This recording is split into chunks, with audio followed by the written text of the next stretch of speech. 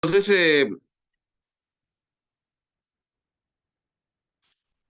bienvenido, hermanito Basilio. Dios lo esté bendiciendo grandemente y adelante con el estudio acerca de ocupados de vuestra salvación. Muchísimas gracias por aceptar esa invitación y gracias por compartir con nosotros este estudio de la palabra de Dios y también todos los hermanitos que han llegado.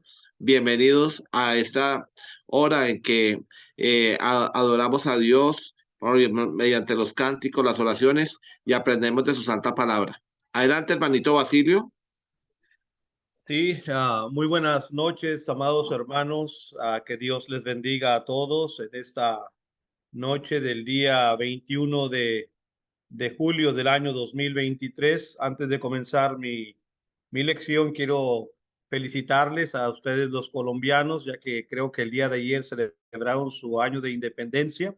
Que Dios les bendiga también por este logro y que sea de gratitud a nuestro Dios. Es una cosa buena ser un país independiente y ojalá que lo hayan recordado de una sana manera.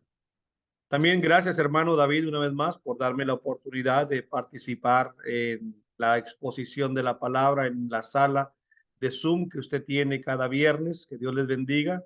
Gracias por dar el tiempo. Sé que es una disciplina que requiere de eso, precisamente estar ocupados en la salvación de cada uno de nosotros. Y si podemos compartir el mensaje, pues es aún mejor, ¿verdad? Les felicito por ese esfuerzo que hacen. A quienes se han conectado también, sé que tienen sus ocupaciones, especialmente un viernes por la tarde. Sin embargo, han sacado el tiempo para estar aquí con nosotros. Dios les bendiga a todos, hermanos.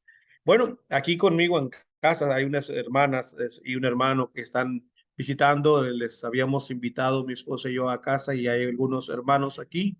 Así que también los saludos para ustedes. Gracias, hermanos, por estar acá con nosotros.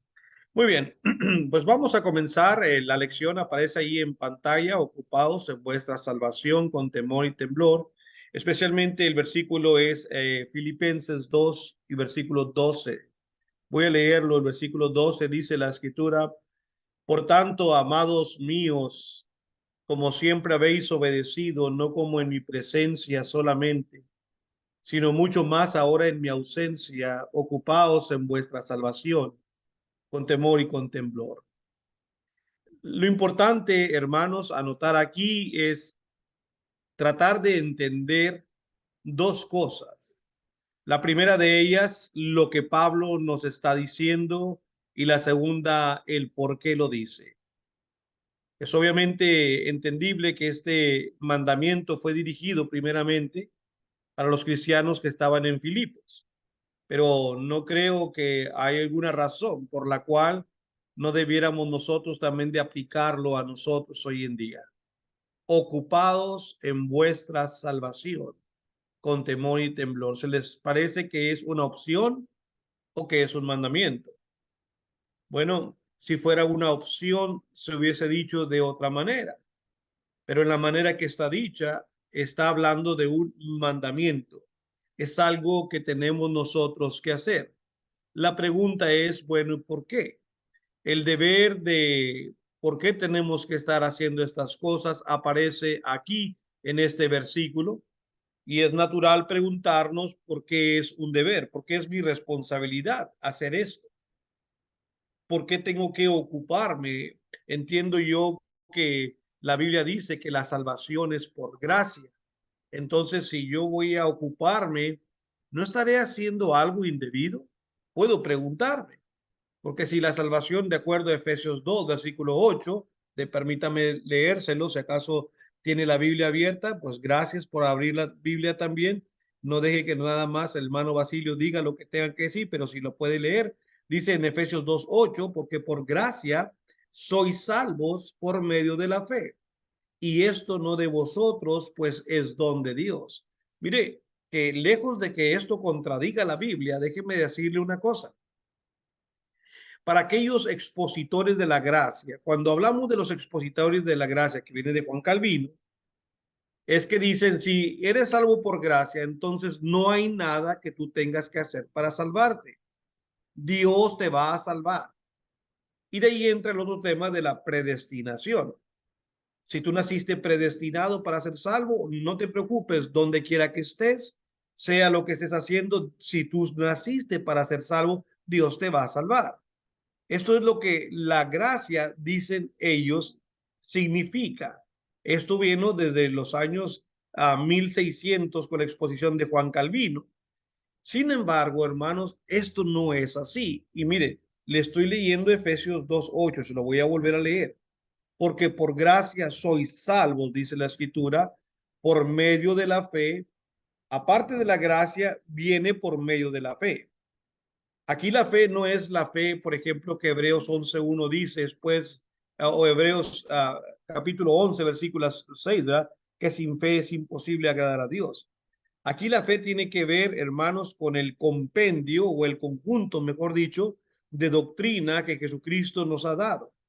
Entonces, la gracia vino por la fe. Antes de la fe, no, la gracia no se había manifestado como hoy en día se ha manifestado. Entonces, con la llegada de la gracia, con el poder del evangelio, el evangelio requiere que nosotros hagamos ciertas cosas. De hecho, cuando Jesucristo resucitó, él habla que ahora tiene toda autoridad y dice a los discípulos que vayan a predicar el evangelio a toda criatura. Y después se demandan dos cosas al menos ahí en la gran comisión, que dice, el que creyere y fuere bautizado. A ver, señor, no que es por gracia. Juan Calvino me dice que si es por gracia no tengo que hacer nada, pero Cristo me dice que tengo que creer y arrepentirme y bautizarme. ¿A quién le hago caso? ¿A Juan Calvino o a Cristo? Es que la gracia no significa que no tenga que hacer nada. De hecho, voy a seguirle leyendo los otros dos versículos de Efesios 2. Lea conmigo versículos 9 y 10. Después de que Pablo dice que somos salvos por medio de la fe y esto no de vosotros, pues es don de Dios. Déjenme hacer un paréntesis, el versículo 8, cuando dices don de Dios, la salvación viene de arriba, es un regalo. No hay nada que usted, hermano David, que yo, Basilio Muñoz o cualquiera que estemos escuchando, no hay nada, ninguna obra que yo pudiera realizar que amerite mi salvación. ¿Sí? Es decir, yo no puedo decir, me voy a ocupar en hacer puras cosas buenas y con esto gano mi salvación. No, porque nosotros somos realmente pecadores restaurados cuando obedecimos al Señor. Entonces, nada, si hubiera una manera en que el hombre pudiera ser salvo a través de solo de obras, entonces ya el sacrificio de Cristo va a quedar anulado. ¿Por qué? Porque yo puedo salvarme sin el sacrificio, voy a dedicarme toda mi vida a hacer buenas obras. No, aún eso no es posible. Nuestras obras en ese sentido no tienen ningún mérito, pero hay otras obras que sí van a tener mérito. Sigamos leyendo. Verso 9 de Efesios 2. No por obras para que nadie se gloríe, lo que recién le acabo de decir. No puedo ganar la salvación por mis solas y propias obras. Pero ahora escuche con atención el versículo 10. Dice, porque somos hechura suya, creados en Cristo Jesús, obviamente estás hablando de los cristianos, creados en Cristo Jesús, ¿para qué? Para buenas obras. Entonces, no que era por gracia solamente, es que en la palabra solamente nunca aparece aquí en la Biblia, en ese sentido, unido a la gracia. Eso de gracia solamente es una invención de Calvino y de los que creen en ellos. No es así. Entonces, dice, somos hechura suya, creados en Cristo Jesús para buenas obras, las cuales Dios preparó de antemano para que anduviésemos en ellas. Nosotros como cristianos tenemos diferentes mandamientos. Recuerde lo que le dije en el versículo 8. Somos salvos por gracia por medio de la fe. La fe es el conjunto de doctrinas que Cristo nos dejó, el evangelio. Y el evangelio me pide a mí cosas, pide de mí cambios. Y ahorita los vamos a ver si el tiempo no lo permite. El evangelio me requiere, me exige un cambio de vida, un arrepentimiento. Esas son las obras que el versículo 10 dice, pero no son mis propias obras, son obras que el Padre ha requerido que nosotros hagamos. ¿Qué le dijo Jesús a Nicodemo? Si no nacieres de nuevo, no puedes entrar en el reino de Dios. ya está viendo otra obra. Nicodemo, no hay manera que tú seas salvo a menos que vuelvas a nacer. Esas son obras. Es lo que el versículo 10 dice. Pero no son obras que yo estoy poniendo, son las que Él me está requiriendo que haga. Las obras que habían sido preparadas de antemano para que anduviésemos en ella. La Biblia no se confunde, queridos hermanos, y no hay una contradicción en ella. Pero quiero llevarles a mi lección. Así que cuando Pablo dijo, ocúpate en tu salvación con temor y temblor, quiero mostrarle al menos 5 cosas que muestran que hay cosas que tenemos que hacer. Se requiere un esfuerzo personal para que nosotros de alguna manera aseguremos la salvación. Ya se nos dijo, la salvación es por gracia, ya se nos dijo, la salvación es un don de Dios, pero la salvación también requiere que yo me ocupe. Ojalá que estemos y que quede claro eso. Esa es parte de la confusión que en el mundo religioso, hermanos, no quieren explicar. Es parte de lo que ellos no les gusta predicar porque sienten que la Biblia se contradice y no hay tal contradicción en ella. La primera cosa que quiero establecer, ¿por qué se requieren estas cosas? ¿Por qué Dios me demanda cosas a mí? ¿Por qué tengo que ocuparme? Es porque Dios lo manda. En Filipenses 2:12, que es el versículo base, cuando Pablo dijo, ocupaos en vuestra salvación con temor y con temblor, no es que a Pablo se le ocurrió pedir esto. Recuerde que Pedro dice que todos los hombres de Dios hablaron siendo inspirados por el Espíritu Santo. Así que Dios requiere que Basilio, que usted, David, y que todos los que estamos conectados, si queremos ser salvos, debemos ocuparnos en nuestra salvación. Dios me lo pide. No es que ya me bauticé y me cruzo de brazos, así que Dios haga el resto. Si Él me quiere cambiar, que me cambie. Y mucha gente ha sido tristemente enseñada así. No, mire, yo espero en el Señor y usan mal las expresiones. Si Dios me va a cambiar, si Dios quiere que yo deje esta iglesia, Él me lo va a decir. Como dicen acá en Estados Unidos, hello, te lo está diciendo. Mira la Biblia. Dios te dice que usted tiene que buscar la verdad. Pero ¿de qué manera quiere que Dios lo diga si usted no hace caso a la palabra del Señor? No hay un mandamiento, hermanos, en la Biblia que más se repita que hacernos entender a nosotros que necesitamos un cambio, un nuevo corazón, una nueva vida. Les platiqué hace un momento de Nicodemo. Si no naces de nuevo, no puedes entrar en el reino de Dios.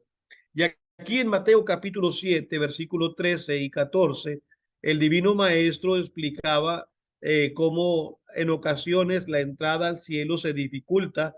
Sin embargo, él menciona pues que hay un camino por el cual debemos caminar. Ve, simplemente para empezar, ya le está diciendo, usted no puede caminar y llegar al cielo por donde usted quiera. Dice, entrad por la puerta estrecha. Ah, entonces no puedo caminar por donde yo quiera. No, señor. Entre por la puerta estrecha, porque ancha, hay otra puerta que es muy ancha y hay un camino que es muy espacioso. Ese camino, ¿sabes a dónde lleva? A la perdición. Y muchos entran por esa puerta. Qué triste, ¿verdad? Que mucha gente no quiere caminar por donde Dios le dice. Ahora, porque estrecha es la puerta y angosto el camino que lleva a la vida, y pocos son los que la hallan. Estamos hablando de salvación. Ocúpate en tu salvación. ¿Qué dice Cristo? Rápidamente, aprenda a entrar por la puerta estrecha y a caminar por el camino angosto. No puedes caminar por donde tú quieras y querer llegar al cielo. Eso es imposible. Ocúpate en tu salvación. Escucha lo que Dios dice. Dios manda que nos ocupemos en nuestra salvación. Eso es de entrada. Número 2, ¿por qué tengo que ocuparme? Aparte de que Dios lo manda, es mi responsabilidad, es mi deber, porque es nuestro propio interés personal el que está en juego. ¿Qué dijo el versículo de Filipenses 2:12? Ocupados en quién? En vuestra Hey, es tu salvación. No estoy hablando de la salvación de tu vecino o del enemigo, del el hermano que vive a 1000 millas de ti. Estoy hablando de tu salvación. Ocúpate en ella. Pon interés en lo que corresponde a ti. Este estudio lo comencé a dar el miércoles pasado, hace 2 días, para una congregación de habla inglés aquí. Y llegamos solamente hasta aquí porque una vez que entré al versículo que aparece en pantalla, que es Colosenses 3:5, donde te voy a invitar que vaya, ahí se me fue el tiempo tratando de alcanzar o explicar lo que en mi propio entendimiento pienso que en ocasiones nosotros no ponemos atención. Vaya conmigo, por favor, a la carta que Pablo escribe a los hermanos en Colosenses capítulo 3 y el versículo 5 en adelante. Nadie va a tener, hermanos, tanto interés en mi salvación como yo debo de tenerla en mí mismo, porque es mi salvación. Así que yo necesito escuchar lo que Dios quiere de mí. Y mi preocupación, ¿verdad? Y creo que lo he dicho en varios audios, lo he predicado, estoy seguro, aquí y donde me ha dado Dios la oportunidad de predicar. A mí me preocupa y hablo en primera persona, hablo de lo mío, que muchas de las veces, hermanos, nosotros ponemos atención solamente a lo que podemos decir las cosas grandes. Ok, yo voy a tratar de no ser un ladrón. No soy un ladrón para nada. Así que soy un campeón en el Señor, porque no soy un ladrón. Tampoco soy un asesino. No, no, yo no. Yo tampoco soy una persona, ¿verdad? Adúltera. Entonces, esas cosas las hemos dominado, gracias a Dios, que no somos ni adúlteros, ni asesinos, ni ladrones, nada de eso. Pero, ¿qué de lo de las otras cosas? Existen otras cosas pequeñas que a veces no ponemos atención, pero la Biblia sí. Así que vaya conmigo Colosenses capítulo 3, por favor, versículos 5 al 10, y voy a hablar de esas cosas pequeñas que en ocasiones no ponemos atención y que todavía tenemos que ocuparnos de ellas. Haced morir pues lo terrenal en vosotros. Pausa. Me gusta que lo que leamos se vaya entendiendo. Es responsabilidad de quién hacer esto. No puede ser más directo que nosotros, ¿no? A mí en mi vida es mi responsabilidad hacer morir lo terrenal que hay en mí. Pablo, ¿de qué me estás hablando? Si yo soy una persona cristiana, pero aún todavía en ocasiones tenemos algunas cosas que no hemos hecho morir. Así que Pablo dice, ustedes hermanos, hagan morir lo terrenal.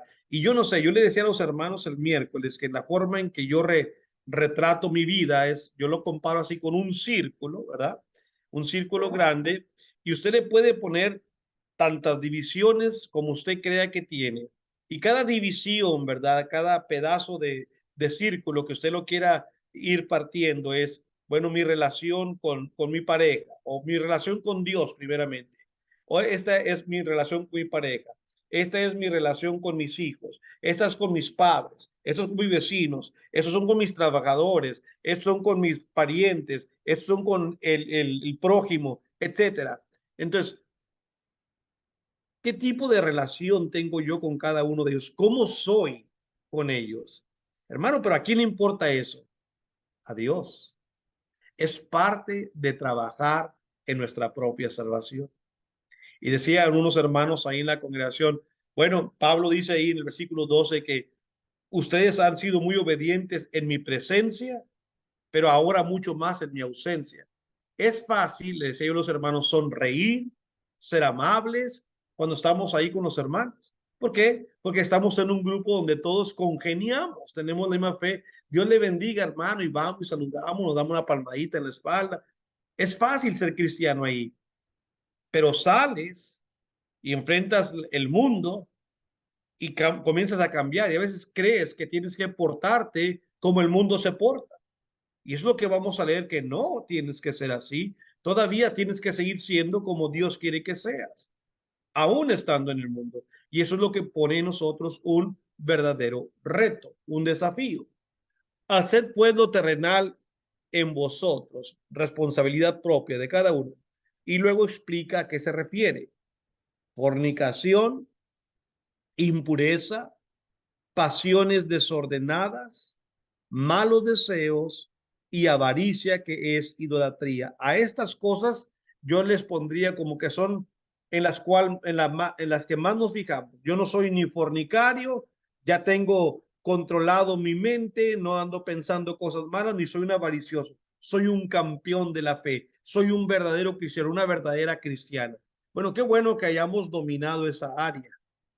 Eso es lo que yo digo, son las cuestiones más visibles, las que llamamos las más grandes. Por cierto, el versículo 6 dice que cosas por las cuales la ira de Dios viene sobre los hijos de desobediencia. Ninguno que nos llamemos cristianos podemos vivir así o tener estos problemas en nuestras vidas. Hazlo morir, termínalo.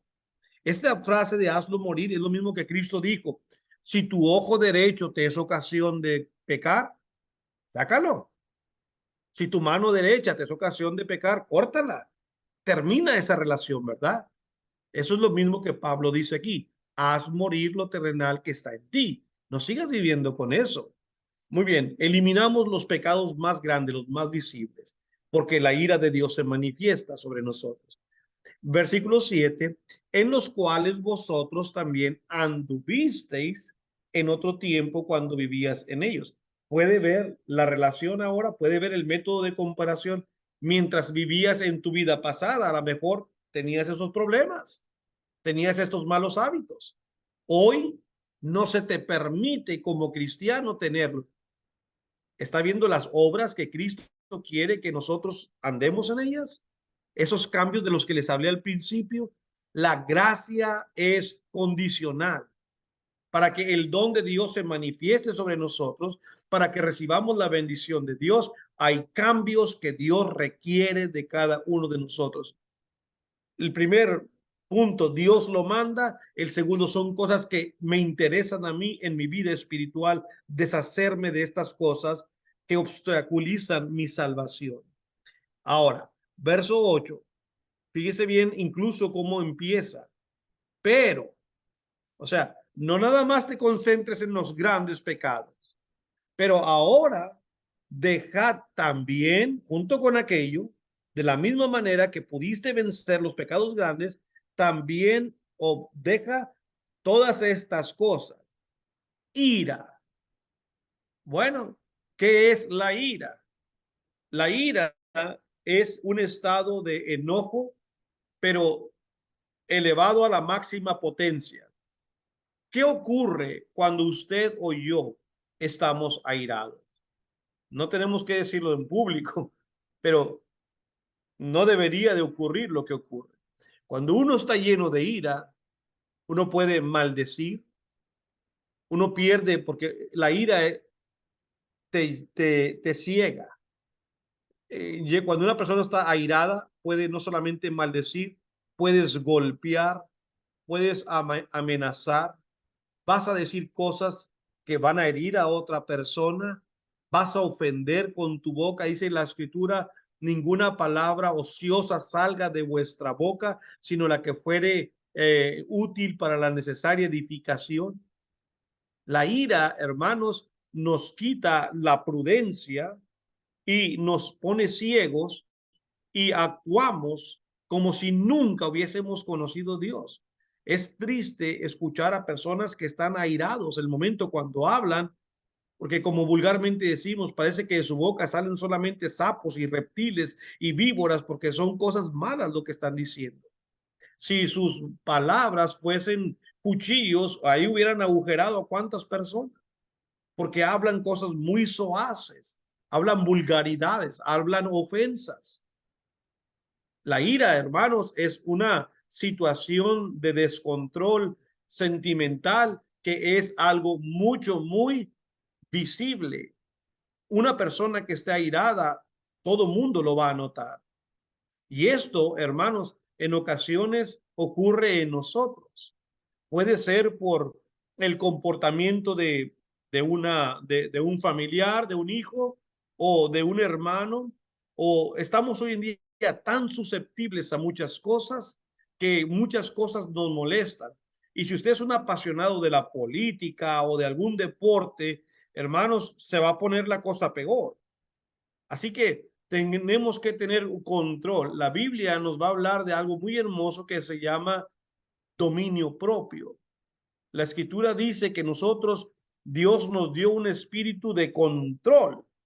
Si yo tengo problemas con el enojo y con la ira, vale más que comience a trabajar en ella.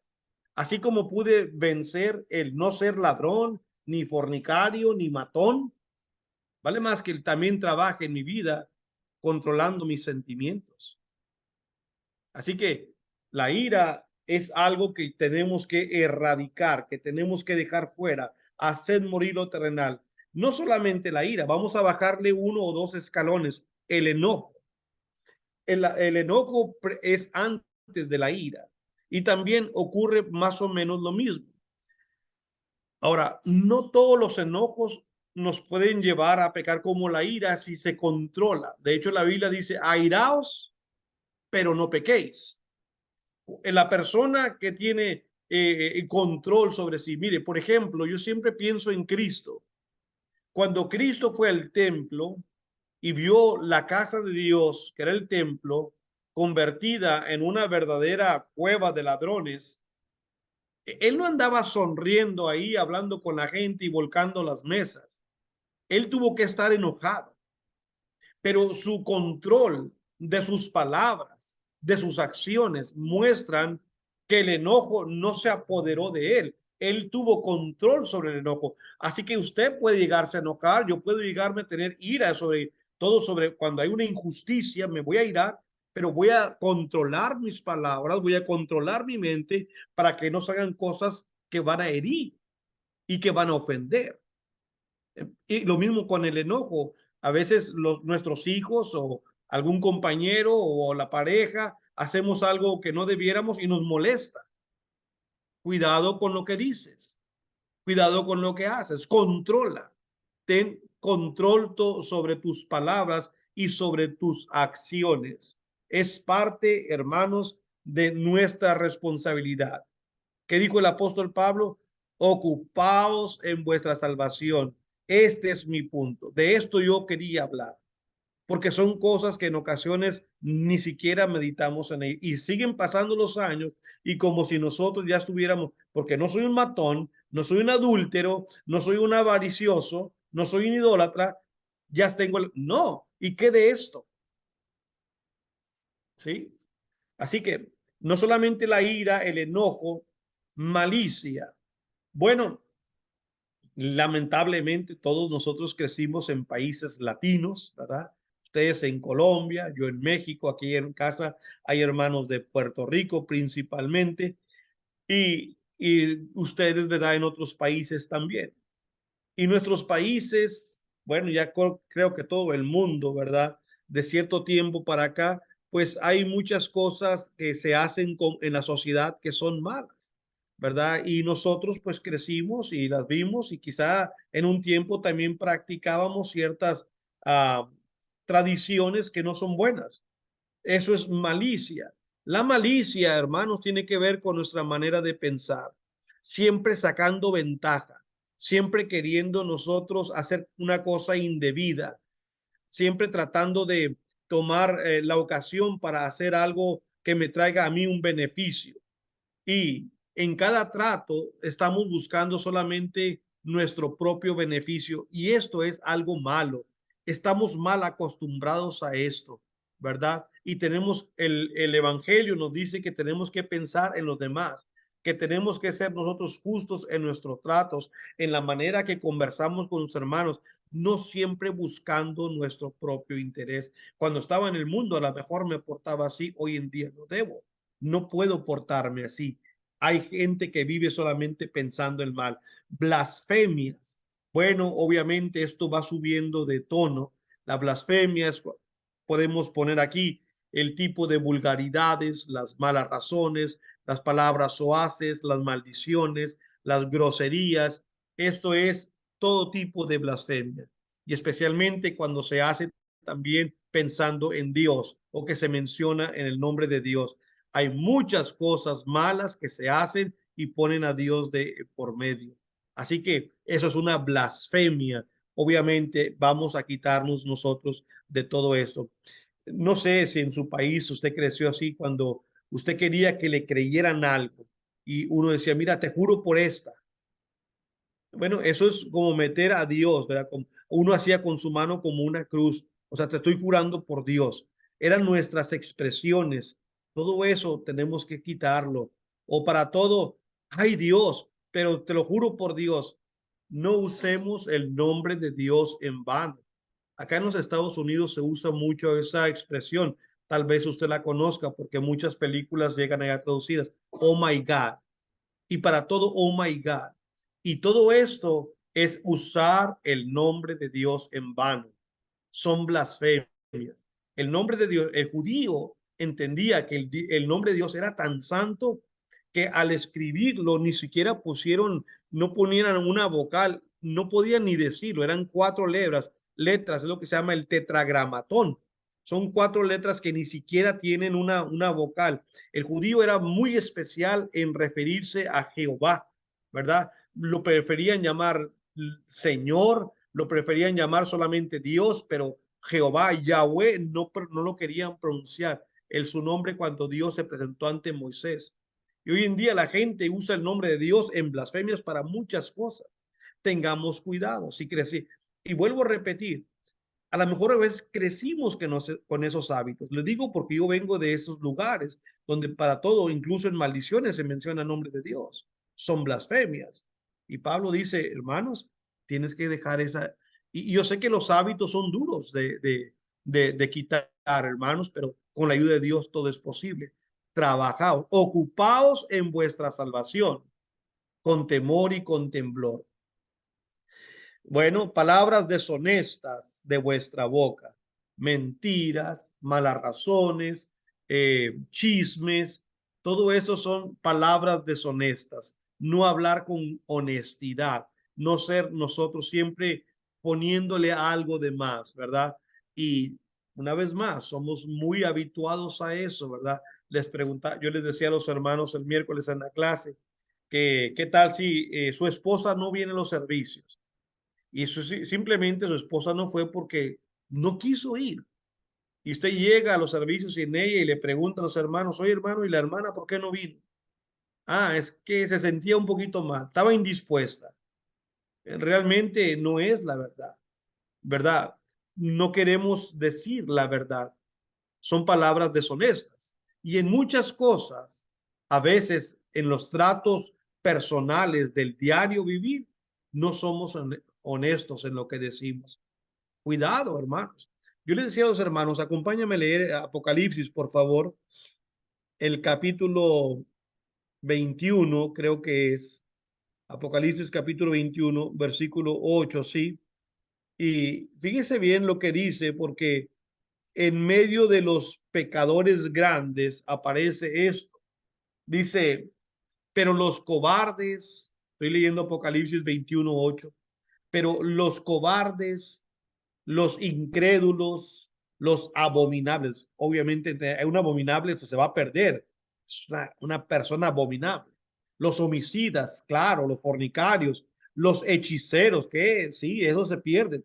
Los idólatras. Y luego dice, y todos los mentirosos. Así de grave es la mentira. Sí. ¿Cuántos de nosotros no tenemos el hábito de mentir? Bueno, ¿qué tenemos que hacer? Ocupaos en vuestra salvación con temor y con temblor. Haced morir lo terrenal que hay en vosotros, dice Pablo en Colosenses 3. Y si la mentira está siendo parte de mi vida, hey, sáquela. Si el brazo derecho te es ocasión de pecar, córtalo. Porque eso, hermano, nos va a impedir entrar al cielo. Los mentirosos tendrán su parte en el lago que arde con fuego y azufre, que es la muerte segunda, solo por no ponerle un tape a la mentira, por no ponernos nosotros listos y luchar. Así como luché para no ser un idólatra, como luché para no ser un fornicario, déjame luchar para no ser un enojón, una persona irada, que sale malas palabras, ni un mentiroso.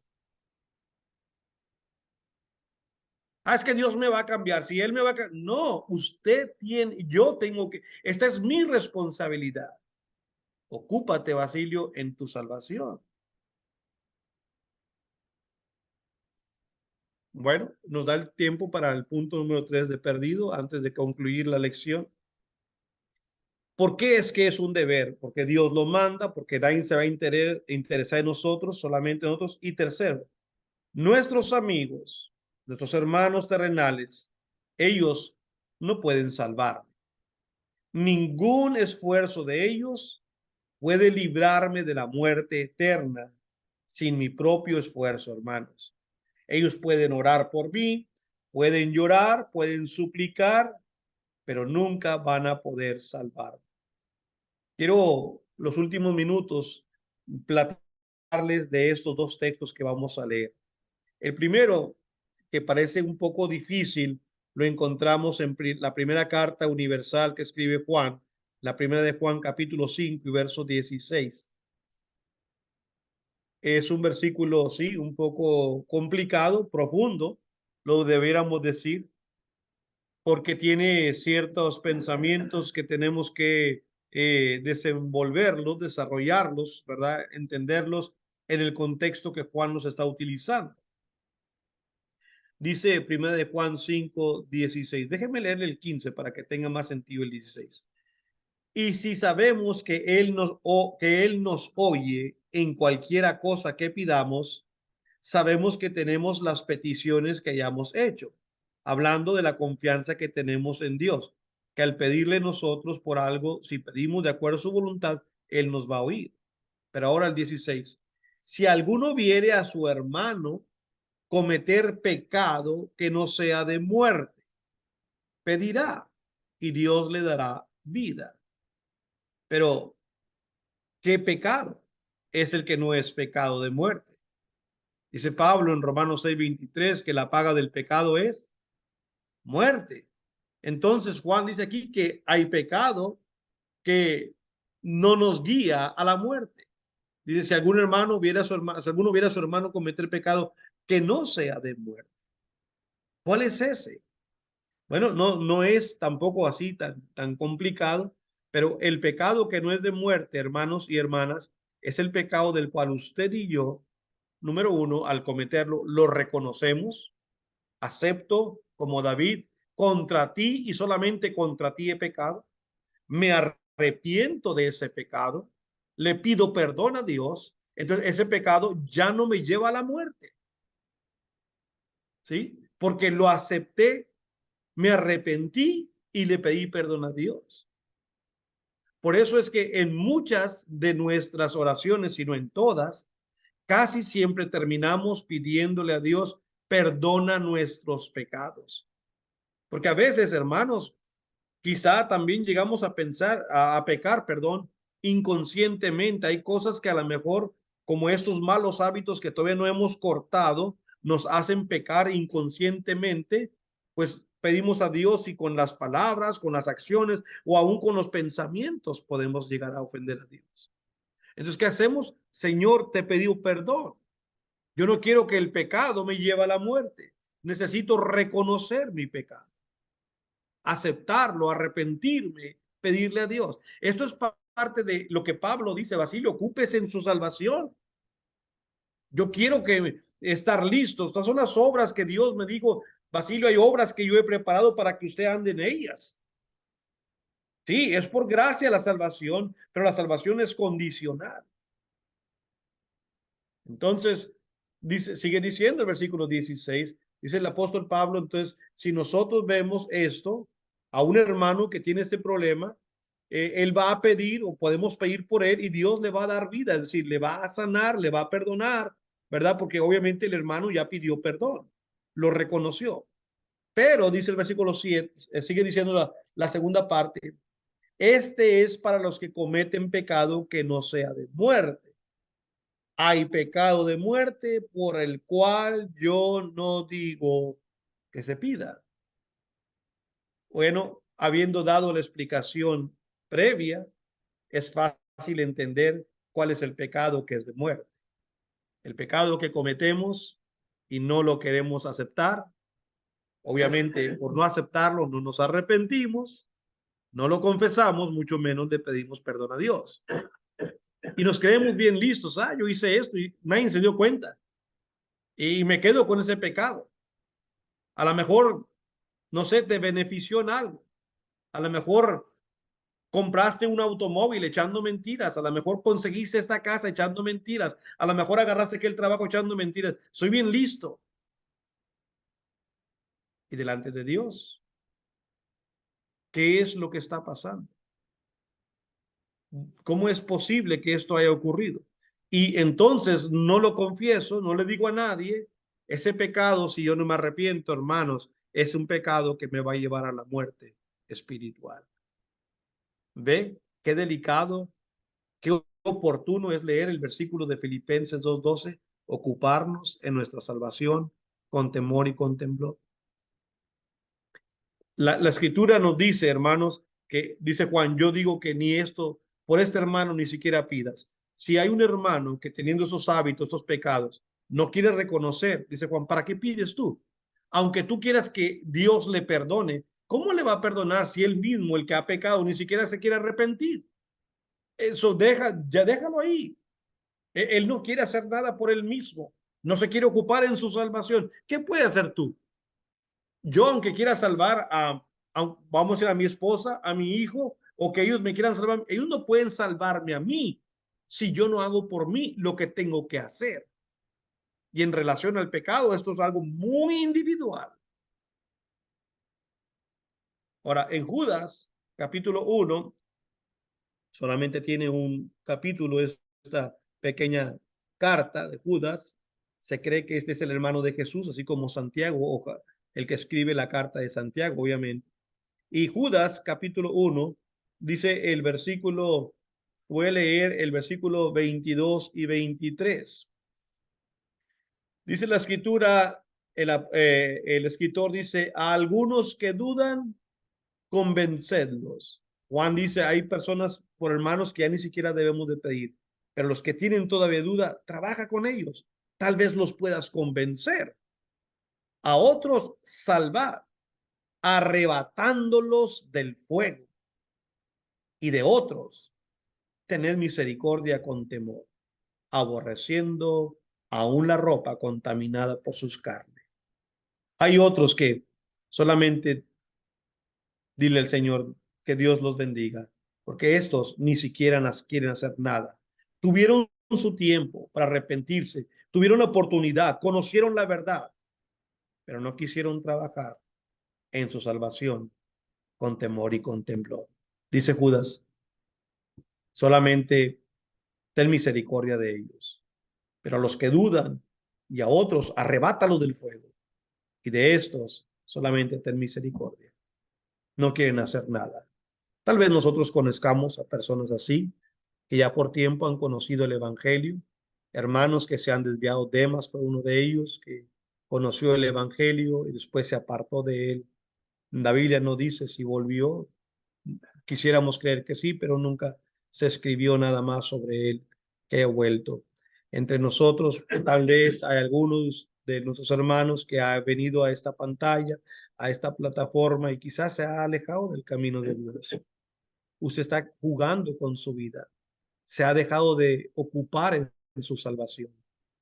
Tal vez esta lección es para usted, porque no le da gracias a Dios que tiene la oportunidad de escuchar a tiempo antes de que sea demasiado tarde. Porque no abre su corazón al Señor y arrepentido viene para ocuparse. Nosotros no somos perfectos, estamos ocupándonos, tenemos muchas imperfecciones y diariamente estamos ocupados en nuestra salvación, pidiéndole perdón a Dios, reconociendo que todavía no somos lo que Él quiere que seamos, pero que estamos trabajando en ello. Son responsabilidades que Dios nos ha asignado. Hermanos, gracias por su atención. El tiempo casi se ha acabado. La lección quedó a medias. Para la próxima ocasión la terminaremos si el Señor lo permite. A todos los que se conectaron y a usted, hermano David, gracias por darme la oportunidad. Dios les bendiga. Le regreso la palabra a nuestro hermano David.